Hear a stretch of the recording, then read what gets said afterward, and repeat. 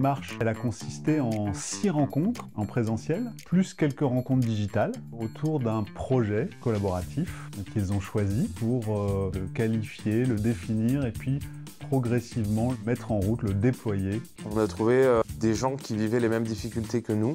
Un partage d'expérience entre les entreprises et c'est ce qui nous a fait vraiment avancer dans les projets et de voir les expériences que chacun vit dans ses entreprises. Le fait de se retrouver tous ensemble pendant 18 mois, tous les trimestres, sur des sociétés complètement différentes, des segments complètement différents, avec des approches complètement différentes, a fait que nous avons pu créer un groupe avec une intelligence collective et collaborative.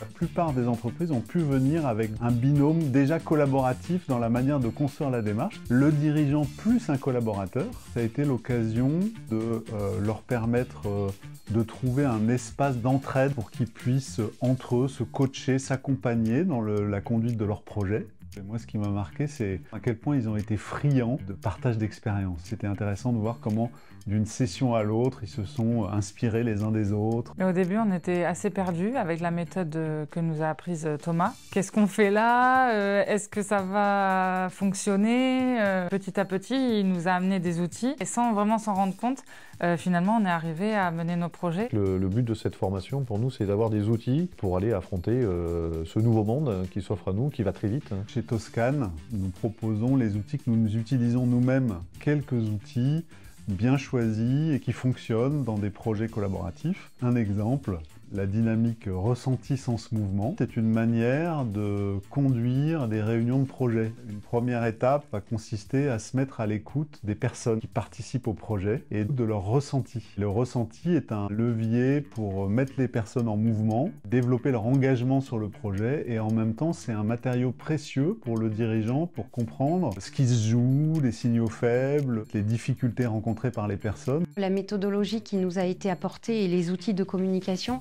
dans des situations, on va dire, plus formelles de réunions collaboratives permettent de nous mettre en mouvement, de se dire les choses naturellement, franchement, sans pour autant aller blesser l'autre.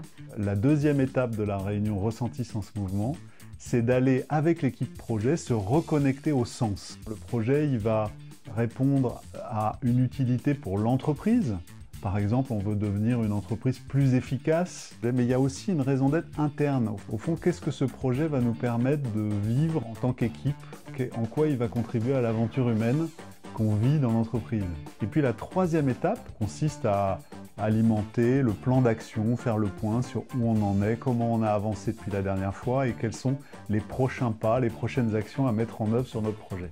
Le but aussi, c'est d'aller impliquer les gens, d'aller chercher la motivation des gens, et c'est comme ça qu'on arrive à grandir tous ensemble. Enfin, ce que ça m'a appris, moi, c'est ça. On est vraiment plus fort ensemble et on a besoin de donner du sens aux salariés. Donc si on n'est pas dans un mode collaboratif, on pense que les gens seront moins motivés et qu'on sera moins efficace.